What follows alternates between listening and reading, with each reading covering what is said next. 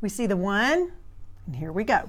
Welcome back. Hey everybody, Shock Talking is here with Gretchen and Camille. Camille, look at you wearing black and white stripe. Kind of interesting for what we're going to be talking about today. Ooh. And I'm in yellow, and I know they wear yellow. We're talking about prisons. Now you have done a marathon watching of You know what? how the system works. I know. I binge watched probably in a day and a half all 7 or 8 seasons of Locked Up. I'm curious that Why? You want to know why? I'm curious. When I was little, so Mom and Dad used to take my brother and I down to Huntsville. I'm from Texas, and they would have the prison rodeo. And all the inmates were the competitors, right? Oh, wow. And they really fought to be in the rodeo because, they got a chance to work at something, and if they got hurt, they went to an infirmary that wasn't in the prison. Well, it's something to do instead of sit there and do nothing. Right. I get that, yeah. And the ones that weren't, as bad, they got to work concessions, but I remember as a kid, they were all chained together. Oh. Yeah, so even if you went and got a Coke or something like that, they were all chained together. Then they had a section in the bleachers that were all black and white stripe, and they were all chained together. Not hard to miss. No. Yeah. And then Dad would drive us up to the gates of the prison in Huntsville as far as the car would go. And my brother and I would just sit and look at this massive building with all of this, the fencing and everything. It was like, what's going on behind? Bad people. They smoke. Cinder block. Yeah, they're back there. Yeah. So I don't know if I always kind of had this fascination with prisons, but the older I get, and some people in my life that need to go there, there's a curiosity with me. Mm-hmm. So I started watching Locked Up on Netflix, and it's about a good series. It's about prisons realistic around series. the United States. Yeah. It's not just one. Right. Very realistic series. But here's the common situation that just I call Camille and like I have an answer. Yeah, she's got all the solution to all the jail's problems. Here we go. So there's a huge drug problem that's going in and out of prison. Yes. Okay, and a lot of it's going through the mail. You would be surprised. People from the outside would take a postcard and they would split the paper from the postcard, get one side of the paper wet in whatever drug they wanted to, and then seal it back together. And it's in a way, now y'all, we hire government employees that's all they do is go through mail. You know what? Oh my Lord. Don't got let a them degree have for mail, that. Yeah, right? I agree. You don't get mail now. You don't. The first time you screw up, you ain't getting on my mail. That's what I'd be saying. Here's the other issue, are gangs. But then there's a law that they get to have mail. That's my got it. point. Yeah. Oh my hell. Why do we need this law?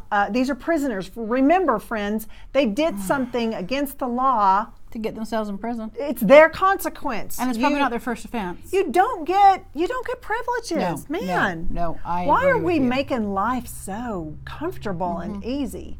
Well, and just yesterday in the news, those 7 inmates that were Yes. killed. Okay, that Over was in a fight. Illinois. Yeah. And then there's 17 that were injured over cell phones that are smuggled in. How the hell are you smuggling in cell phones? You would be surprised Well, at the cavities in their body that they are putting things in. But look, you have to be strip searched if you go through, don't you? I mean, that's what Yes, but Camille, they put them up their ass. Oh. They put a lot of things up their ass. Okay. I know. How do you do that? Shock and awe. I mean, I've had colonics, I've had enemas, and I can't hold it for more than a minute. I mean, you're not going to be These are pros.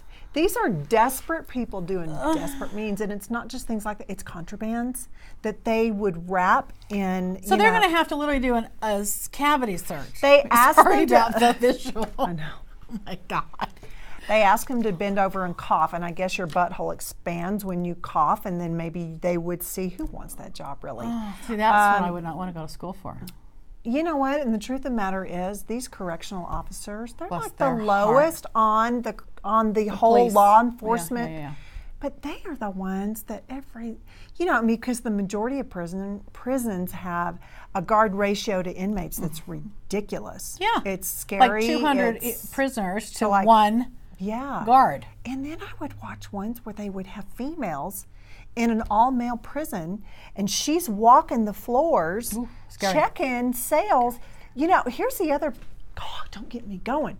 Well, I want to hear it. Go. You got some answers here. There are some prisons where they're not under lockdown, meaning their cell doors are open and they're free to go in and out and in and out and in and out. And that's how it is in Germany, by the way.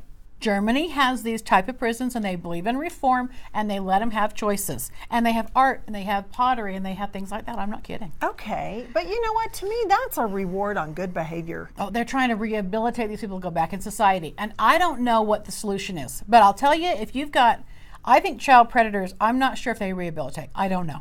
From what I've learned in my practice, I don't think they rehabilitate. I don't think sociopaths rehabilitate, flat out. You know, for some reason, Colorado has a huge amount of pedophiles in prison, like Really? more than any other inmate itself, or really? pedophiles. And they even have a special wing. I don't know which prison this is. I don't remember if it's Denver or not, but they have a special wing just for pedophiles. Ugh. Now, a lot of places, because there was this dude, and he was being transferred, you know, from this prison to this prison in whatever state he was from. He was a pedophile, and he would purposely get himself in trouble so that he could be in a situation where he was like solitary confinement, where no one was around him because he was afraid of his life. Because it's known that sure. inmates take kill revenge you. on pedophiles, right? It's know, not bad. and the thing is, It's not a he bad would do get me going, get Camille going. You know what? To me, you hurt a child. Like That's right. that, turn him loose. I got no problem with that. Turn them loose, guards. Let mothers at 'em. You go have a break because Let the mothers come on in. Oh yeah. So this guy would purposely do things to get in trouble so that he would be on lockdown. In Because he isolation. he didn't want to be around the other prisoners, and Well, what did he do to get in trouble? prison authorities they knew it. He would do things like destroy his cell. Here's another thing, y'all. If they smear feces and they clog their toilet and they do all this stuff, do you know what the majority of what every one of them that I saw, here's what they do. They take the prisoner out and they put him in a cell. And then they have somebody else come in and clean it up. A janitor come clean up their shit. No, you know what I say? You leave them clean in it there for about yourself. 2 weeks. Ooh. Right? Leave them in there for about 2 weeks. They'll You learn. put mothers in charge of a prison, and you know what? agree. We will teach them like we would our own kids. I think I'm they ought to sorry. have phases of jail. You know, what's that series? Anthony Hopkins, the actor, based on Ted Bundy. Oh gosh. Oh, Silence of the Lamb. Lambs. Okay. I like how they handled him. I do. See? Yeah, because they knew See? how vicious he was. They had a muzzle on him. Yeah. you know, You know great. what? And that was the deal. I mean, these inmates would know, hey, I will get attention, and I will be faced to be in a what do they call it? It's kind of a court in prison where they have to go before authorities and they get to say what they want because they have their rights, right? Here's the problem. You take them out. You know, you have the whole SWAT situation come in. To me, I'm like, you know what? You open up that trap, you spray some pepper spray in there, you wait for them to pass out and pull them out. Okay? You make sure he's okay, you put him back in, and you go, okay, now either you can clean this shit up, literally, By or you can just yourself. leave it. Right. I don't care. It's up to you. It's your place to live. It's not mine. Good. I think that's a good idea. I wouldn't have let my kids trash their bedroom like that. That's my They'd be cleaning point. up their mess. Can you imagine if one of our kids smeared shit all over their wall? Oh, Like we my would hell. say, hey, you go No. upstairs in the family room. I'm going to go down here and clean it in my hazmat suit. Right? Oh, No. I would not. I just don't. never have Mothers to. need Thank to be God. in charge. I agree. Contraband is huge. Like they are constantly finding.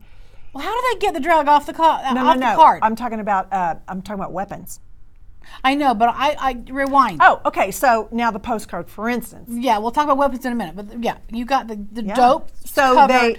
they get the mail. They know how to peel it apart because somehow they have a communication that it's coming, or they can feel and it's a little bit raised in some areas, or maybe it's under the stamp. It's incredible how creative people are. Wow. And then they lick it or they do whatever they do, and there you go. These are drug addicts. They go into prison being drug addicts and they need it. There is not a more resourceful human being on the planet than a drug addict. I'm here to tell you. I've seen it. Wow. They will sell presents they give their kids. They go in and steal them after and go take them back to the store and get the money. They are the most resourceful human beings on the planet. another issue they have with drugs and weapons of some sort is when they have visitation. So to me, y'all, as a mom, we would say you just lost that privilege. You don't get visitation. Right. And I would do to them like I do to all my kids. One person screws up, it affects everybody else. That's how it should be. Right? Yeah. This isn't rocket and let them science. kind of manage each other. Stop it over there, kind of thing. I mean, well, what would happen there? They just either beat them up or that might kill be. them. Maybe that would help. The whole, the biggest thing I think for prisoners, it seems like, was their yard time when they get to go outside, and that's kind of like their recess, right? Is that when bad things happen? That's when the majority of fights, that's when they're all together. Riots, anything like that, it's going to happen. And you look around, the majority of these prisons, they have like a few walking correction officers walk in to the yard. Hundreds of inmates. And don't they have someone on like a perch with a shotgun or something? Yeah. Or a rifle? But you know what? Rarely.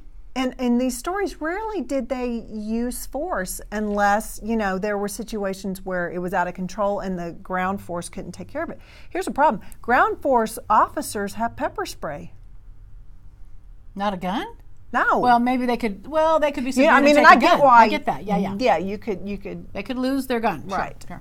Here's what I think, and please don't send your gang people after to kill me and my children. Please, no. But you know what? If you've got those people in the towers with guns and there's something that happens, apparently the people in the yard are not scared because they keep getting away with stuff, right? To me, I'm like, you know what? You shoot the ground next to them, you shoot his knee, you do something so that the message is, do not mess around in the yard. If there's a problem in the yard, we just take it away from everybody. Yeah, but all these prisoners have rights. Right? Yeah, I know. So much of the weapon contraband is distributed amongst the cantina where they can go and buy, their drinks or their snacks, their, like toilet commissary. paper. Yeah, it is. And the problem that they were saying is there's so many gangs in prisons. Oh, yeah. So many gangs, and gangs coming in, and they were talking about the communication that still happens. There are gang leaders in prison that are still running major gangs that are not in prison. They do. And it's their communication. So now you have government employees that are reading through mail, encrypt, trying to figure out what this means. Y'all. They wouldn't get mail. No mail. No calls, no mail. That's what I Nothing. would do. So I'd say no more communication. Yeah. But again, it's probably violating their constitutional rights. And they have and they're using children that go and see these inmates in the name of a visitor to either pass drugs on or contraband or something like that. It's so corrupt. It is just so corrupt. So the point is, Shock Talking has the answers. Well, Gloria Allred, let's talk about her for a sec. Oh, I love her. Okay, so she's representing the victims of in the Bill Cosby trial right now, but Which is getting crazy. Oh, it's getting heated. It's getting loud. This is the second time around, and I hope they come to some conclusion. Have you noticed? This is what I've noticed about this whole trial coverage. He seems to be getting more frail and older looking. Blinder. I call bullshit. Well, this is taking a toll on itself. I get get that, but I think he's playing into the fact like, oh, look at me, I'm so feeble. There's no way I could be a monster. Put me in jail? Well, yeah, you can't put me in. I'm too sick to be in jail. Yeah, sure. But what happened recently was this family, or this young girl. She's 18 now, but I guess she was molested when she was 11 by her stepfather, Robert Lance, and Robert Lance from Utah County. I think his family is well known in the community, well known in the church. They're kind of high. I'd call them Mormon royalty, frankly, I would. But there was finally a trial. I guess it finally came to a head, and there was a sentencing hearing, and this was a couple of weeks back. Well, in the sentencing hearing, it was basically a slap on the wrist. It was a misdemeanor. He was going to plead down to some sort of disorderly conduct and no jail time. For molesting an 11-year-old girl. Correct. He wasn't going to have to do jail time, and no registering on the sex offender list, and no fine. Why? So, well, you got a good lawyer and you've got money. So, and it's Utah County. Who knows? So, Long story short, word gets to Gloria Allred's office by a friend of ours, and next thing you know, Gloria's walking into that courtroom as the sentencing's about to happen. Well, everything's off the table now. The plea deal's off the table. This man went directly to jail, got 90 days immediately. He does have to pay a fine, I believe, and he has to register as a sex offender. Is that the maximum he's sentenced to 90 days? He probably should have 9 years. Yeah. But 90, and again, it's not enough. And even Gloria said, you're making child molestation okay by this. There's no consequence. It's like, you know, first of all, we know that's a sickness. That is a mental, you got a chip missing, buddy, or There's woman, for here. anybody that, you know. Well, and this poor little girl, I mean, she read an impact statement that really, it was amazing. And she's very strong. I mean, she's been battling the family. I mean, the family's looking at her like she's a liar, and this is her stepfather. So she's been accused of just wanting attention, and she's a tough little cookie. Can we remind y'all, she's 18. She's 18 now. She was 11 when this happened, and she went up and ran and told her mother, have him multiple times. He groomed her, horses. I mean, there's a lot of money here. But long story short, Gloria Allred walks in the courtroom, and all bets are off. And so this guy is in jail right now, Utah County Jail, serving 90 days. I'm sure he thought he was just going to get done with this and go home and go to bed. Nope, he went straight to jail. I was elated. I'm so happy. The family's really unhappy about it. I think the Lant family's very unhappy about it. They think he's innocent. And I understand how that goes. I have compassion for what they're going through. I have compassion for what the kid's going through. For Robert Lant, I'm sure he's shocked and awed that he's even behind bars right now. But I am just inspired by her reputation, Gloria Allred's reputation, who she is, what she did. I'm really happy that she did that. So, Gloria, you're welcome here anytime, honey. You come to town, I'll take you to dinner. We'll have you on the show. We'd love to pick your brain. We think you're a beautiful legal mind. I mean, obviously, her accolades are incredible. She's amazing. I think it's sad to say for our Utah courts that it takes someone with her power to make a correct change. Yeah, and I don't think every every judge is like that, or every court. Well, no, but that situation, in that case, yeah, you know, as something a mom, was really going on there. 11 years old, y'all. You think back, 11 years old. I think that's sixth grade. Sixth grade. Sixth grade. Her whole teenage years, she had to live with this. She tried to reach out for help, and no adult would listen to her. Her mama did, but the rest of the family has alienated her. And now that she has support, I mean, the whole half the family is against her. From a therapist's point of view, whether they're a child or an adult, you know, when somebody comes forward with abuse, whatever that is, and they are not believed, or there's no consequences that happen because of someone else's choice, what does that do to that person? They say, why should I tell anyway? It doesn't matter anyway. Why should I bother? And it diminishes their value, their worth. They think I don't matter. Now that's why, I'll tell you, every drug addict, every alcoholic, at the core of their addiction is, I don't matter anyway.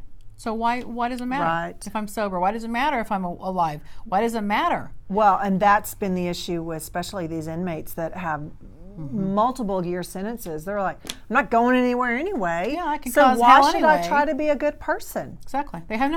Why should I have integrity? Why should I have honor? They're right. I get it. But these little girls or these little boys that aren't validated, that nobody wants to hear it because God forbid that it might ruffle the family, make them look bad or something. You want to look good, you handle that. You handle the problem inside the family. Yeah. You get that person real help. And it's been said for years that most sexual abuse situations with children happen within people they know or they're their family members. It's not like your kidnapper, just someone off the street. That's a rarity. Not common. That was rare. That my abuse happened with a stranger, but that's not typical. Absolutely not. But I'll tell you, the reason it happens in a family or in someone you trust is because they groom you. And then one sign to watch out for a predator is someone going over and above. Like, why is that person really, buying that or spending that much money or taking the time to always drive all those little girls home from gymnastics or, whatever. You have to wonder what their true motive is in always being available for little kids, there's something to be said about someone who's truly kind of, big-hearted and generous. And then there's someone, you look at them and go, what's your motive in this? Yeah. But it is the grooming aspect. That's why you think you can trust them. And that's why it's hard. This family, the Lant family right now is going through hell. I get it. I understand it. Because who they know, this guy, he is generous. He is big-hearted. He is so wonderful. They have these, daycares all over the valley. He has this reading program. He works with children. His world is over as he knows it. A felon who is a child predator, labeled child predator, and he's got to register as a sex offender list, he cannot be within so many feet of children now. His life, as he knows it, is over. And he has to play by certain rules. Amen. Amen. I'm sorry. I'm with you. But I'm just saying, I have compassion for his family who believes he's innocent. Yeah. Because they can't imagine that he would harm a child. Yeah. Because he is such a great guy. And these predators hide out in their wolves in sheep's clothing. They're hanging out with bishops. They're hanging out with people that are high up in the church because they have to get in the crowd. They're accepted. Well, and I think their biggest fear is they don't want to be called out. They don't want to be known for what they're really, of course, what they're really like. So usually they're over the top good community people. They're ones that it would blow your mind if you ever, there's no way you would think. That's right. This and they're would smart. happen. They're very smart. Why? They're people smart. They're looking at you and they're figuring out how to sell you on me. I got to sell you so that you would never ever think I would do that. I got to make you think that I'm trustworthy with your child. So they're always working you. They're always selling you somehow. They really are good people readers. It's amazing how there's a lot of crimes. There's a lot of criminals. We just happen to be talking about pedophiles right now. Right. But it's amazing to me, Camille, how a perpetrator will not only think about the victim, they'll think about the victim's family, siblings, and who's going to talk. They'll think about, okay, so what happens at work? Okay, so what happens in my... they really... Yeah. Well, how they pick a child. A lot of the kids, when they were doing a study on these Catholic priests that were molesting children, a lot of the kids that were abused, they were from single-parent homes. Okay, and so they would take extra time with these poor kids because they didn't have dad at home. They didn't have a mom at home. Mostly it was dad's gone. And so they would take over where the father should be there. They would do homework. They would do sports. They would pick them up and take them to sports activities. They'd buy them bikes. This is how they would groom those kids. Yeah. But because they would look around, if they had an alcoholic mother, that would be, no, that person's not going to really spot me in the middle of that kid's life. That you're right. They are very smart to pick out how they're not going to get caught because their whole motivation is to keep doing this. Right. They're not in a hurry to find a victim. Hey, what was the dude's name? What was the dude's name that ate his victims? Oh, Dahmer? Yeah, Jeffrey Dahmer. This is how he would find his victims. He would go to gay bars and strike up a conversation with someone, mainly younger boys, guys that were old enough to be there, but younger ones. And he would find out, like, how's your family? The ones that would be like, oh, they totally support my lifestyle. This is great. He knew they were not a victim enough for him. He would find the ones that did not have any support. No support. They were loners. They needed a friend, and he took his time to befriend them. That's it. And then he took him out. Well, Ted Bundy was the same way. Ted Bundy, and the trickery with Ted Bundy was he made you think he was the victim. He was wounded all the time. Cast on him, or he's got a badge. He's got a badge and handcuffs. But he's someone of authority. You can trust me. I'm here to help you. So he was always selling you on some sort of angle. Yeah. But it's because you can trust him, and so he was disarming you by being injured himself or by someone of authority that you're supposed to trust. Well, and then let's go to Larry Nassar. He is the epitome of the royalty of medicine, for gymnasts that were serious about competing. And when you have an injury and you're trying to make that Olympic team, or you're on a collegiate team, you've got to get healed fast. So as a parent, I get that, oh my gosh, I'm going to send my kid to the best. And by the way, Michigan State is supporting this doctor, so he's got to be great. And he's the official doctor of the U.S. gymnastics team for the Olympic team. They're just feeding, they're feeding children to him. And what did this guy do? This guy took advantage of his status. And he had phone numbers to these, young girls, and he's texting them. He's making personal visits to their hotel. See, over and above the Call of Duty. Do you see what I'm talking about? Like there's something personal going on for him. Yeah. And he's so sick, he even went as far as warping what medically was a treatment into what he, because most of us, we don't know medicine. We don't know exactly, what is this parents doing? standing right there. Parents are And in the he's room. molesting, he's got his hand in their vagina doing a medical procedure. Right. It's unbelievable. And then he would lean down and whisper in the ear, "Did you like that?" These are children. Oh my No, God. these are children. His sentencing was very moving, very impactful. I love that judge. I do Now, that's too. a damn good judge. That's a good judge, Yeah, I like her. And here's my wish, though. Why does it take somebody and the victims to be famous to get heard? I know. I mean, thank you, Gloria Allred, for standing up making for an noise. 11-year-old, now 18-year-old that's not in the public limelight. That's not, that's not a famous whatever. And I'm not saying their situation is any better or worse. They're all still victims. Yeah. But why does it take somebody with some fame and power to get heard? This whole Me Too movement, it all started with celebrities coming forward. And now I think, how many women like you and I that were just kind of average women, if we came forward, would we be heard? Yeah. True. You hope. And you hope that these women that have come forward, that have some, celebrity power or whatever you want to call it, you would hope that people would be afraid, like, oh, wait a minute, I know what's happened to them. I know what's happened to Bill Cosby. I know what's happened to Matt Lauer.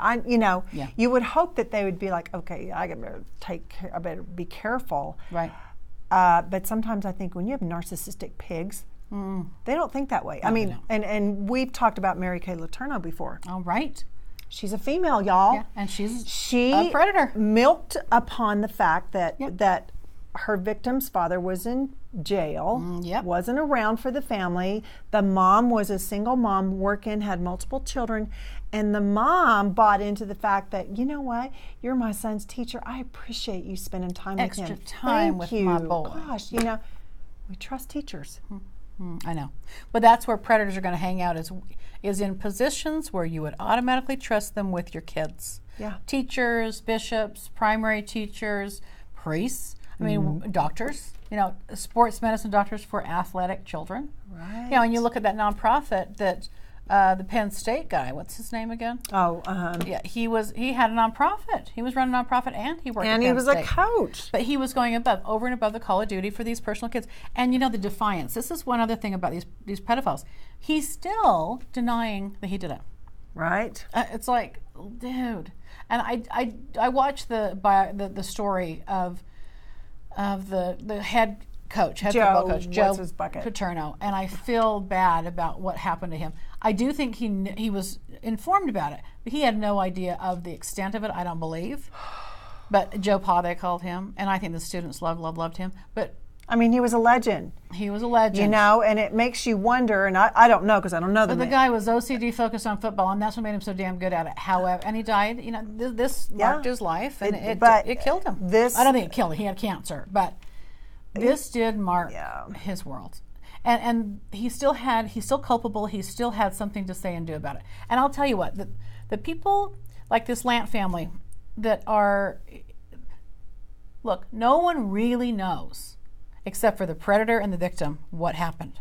That's the truth. So for them to be so up in arms about protecting him, they really don't know the truth. And even like with Joe Paterno, he had a duty to protect those kids. And I think he got that at the end of his life. So, and if I hear anything, I mean, there's some people are mandated reporters. I'm a mandated reporter. I have to report something if I hear about sexual abuse of a child, any abuse of a child, abuse of elderly, or computer fraud. Weird enough. But those are things I have to legally report. People need to pay attention. And if you hear something, say something. If you learn something, tell somebody. That I think he did tell somebody, but it didn't go far enough. He didn't manage that it went out to where it needed to go to manage these kids' livelihood and well-being. And there were so many people that went just for years. That's what bothers me the most is the years it takes and the victims that pile up because these predators just keep getting away with it because nobody wants to believe that they really could be like that. There's one website, it's called starts with Believe Now or something like that, and I think it does. You have to really try on, what if this guy Robert Lant really is guilty? What if you actually believe that he did this? Now you can see the pain on the other side. And people just have these opinions. But the reason it's so flippin' hard is because he is a family member and we love our family members and he's never done it to me, he never did it to my kids, so that means he could never do it to someone else's. I get it. But these predators do things in the family, and that is why it's so hard to spot these fuckers, these monsters. I do think too, though, when it comes to the family of the perpetrator, like you said, they don't know them that way. They know them, whatever vision it's portrayed. Have. Well, yeah. And they grew up with them or whatever. They don't know that part of them. And sometimes it takes hard, terrible evidence for the family to wake up and go, who is this person? Hang on, I don't. Now they feel like there's a death. Well, there's who they used to know. They thought they knew. That's right. Yeah. So I got compassion all around for people that are family members, our best friends of these perpetrators. Yeah. Because and that's the part that just grates on me. Even watching these inmates, it's like, did you stop to think? Apparently you didn't. Yeah. And same with you sex offenders. The amount of lives that you are affecting. They don't care. They don't care. They don't care. They do not care. And they don't stop. I mean, I know one offender that did time, got out, and now he's appealing the protective orders that are automatically put in place to protect the victims from him. Okay? He's appealing the protective orders. He's appealing the state of Utah for the plea deal he took. Okay? Saying that he had incompetent counsel. Unbelievable. This guy is crazy. He's got out and he's just like a caged animal, suing everybody he can to try and make noise. And I think he thinks that's going to make him look more innocent. See, it's unbelievable. That's where I think something is not happening in prisons, because if prisons no reform. are supposed to reform, what happens in this situation, and I know another one too, they have time to sit in there and drum up ideas of what they're going to do to retaliate when they get out. No, they're punitive, and they're vengeful. But here's the mind game of a predator like that. Move right back to the same neighborhood, literally 2 doors down, not kidding. Move right back in, okay? Around the victims. This drives by, sees them every day, okay? This because I'm not guilty. I'm gonna make sure people know that I'm not guilty. They have no shame. They do not have that remorse chip. They are not born with it. I'm telling you. So this is what this guy's doing. He's going right back to the scene of the crime, and then as he appeals these protective orders, puts the victim on the stand again, and relives. Now, describe to me what occurred. What exactly was done to you? Relives the abuse through the mouth and the verbal testimony of the victims, re-victimizing them. That's been allowed to happen. It blows my mind. I'm sick about it. I want to talk to Gloria Allred about that. Gloria, and you that's call where me? These defense attorneys come in, and they are as shameless, I should say, as the perpetrators, because their job is to defend, right. And they do not care that maybe we've got a child, or maybe we've got she's an adult or he's an adult now, but my gosh, PTSD has happened to them. Well, then these judges, they need to really look at what they're allowing to have happen. But again, you got to think of the mind of a perpetrator. There is something about a pedophile that is just driven to relive or to keep going after that stealing of innocence moment. It is just creepy. And it's almost like they live on the they like to live on the edge. They do. Let me see how far I can go before I get caught. What I can get away with. Let me see how far, because there's one incident you've talked about to me privately is this particular person was already planning how to defend himself years down the road. Oh yeah, and they do. They've got evidence on that person. They've got the goods on him in case they ever come out. Well, yeah, but what about you? Yeah, it's crazy what length they will go to create a defense. I have seen people that will keep somebody tied up in court over stupid ass stuff Years. just so the Distraction. attention is not brought on them for what they're Right. really doing. Well, and again, it's this mind game, and even I think the judges and the police, it's this, it's those two at it again, and then there's just this, it's a delusion of what's really happening. They don't see that it's abuse, it's harassment. There is no real legal case, but as long as that person has that, the other parent or something tied up in court, then that's where the heat is. And so it's smoke and mirrors. It's like, it's look over here and not at what I'm really doing. And it keeps the fire burning on defending or doing homework to go to court, and then you never really see what's really happening with the abuse. You know, drawing it back to prison real quick, I know that there are, I don't know about all the other states, but I do know in Utah there are lots of organizations that their main focus is to find housing and find employment. Yeah.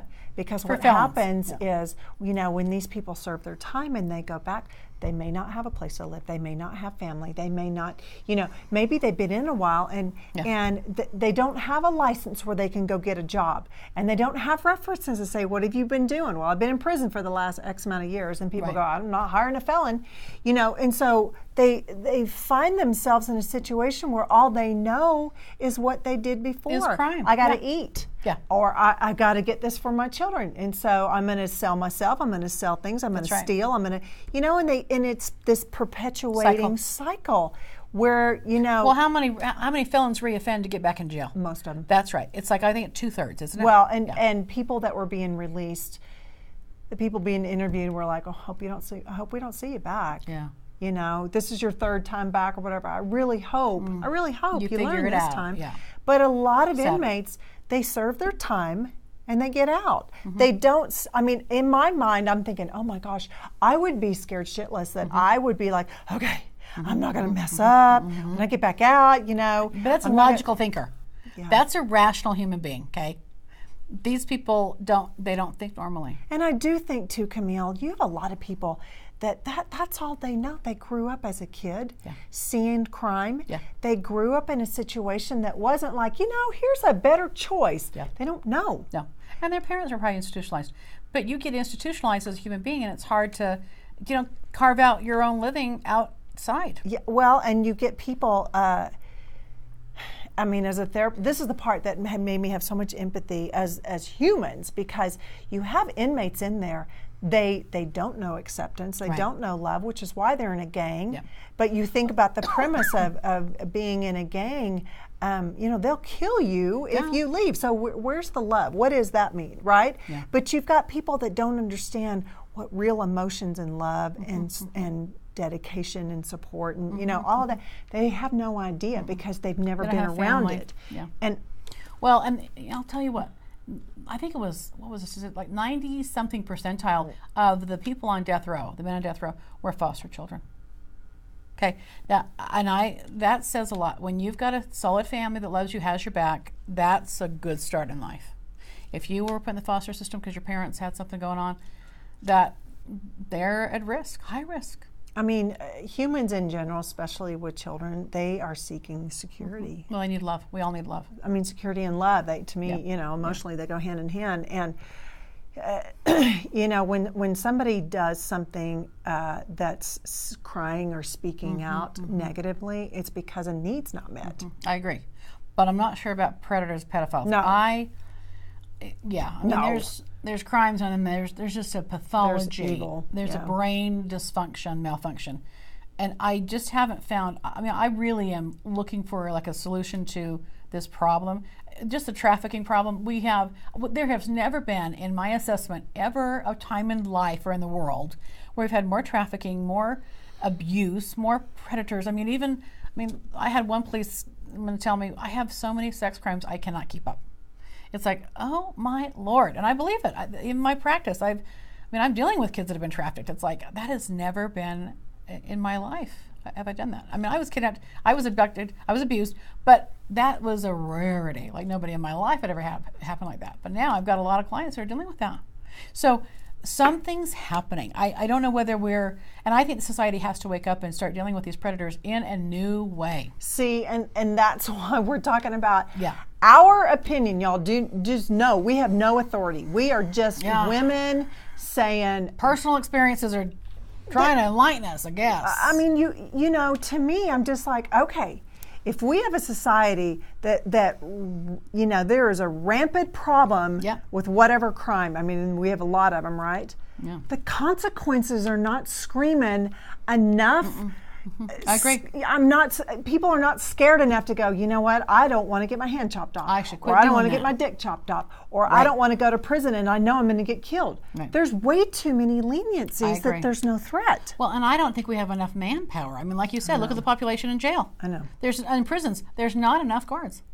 And who wants that as a career night talk? Well, especially when they are on the low totem pole of and our the law money. enforcement. There's no money there. And it's not fun. There's no selfies in that. I mean, sorry. No, but I mean, I've seen, again, on the same series, these documentaries where, you know, they'll have like a 60-day training for And these that's correctional officers. Wow. Yeah, y'all, they put their lives on the line every stinking God day. bless you. Every day, you know, and Wow.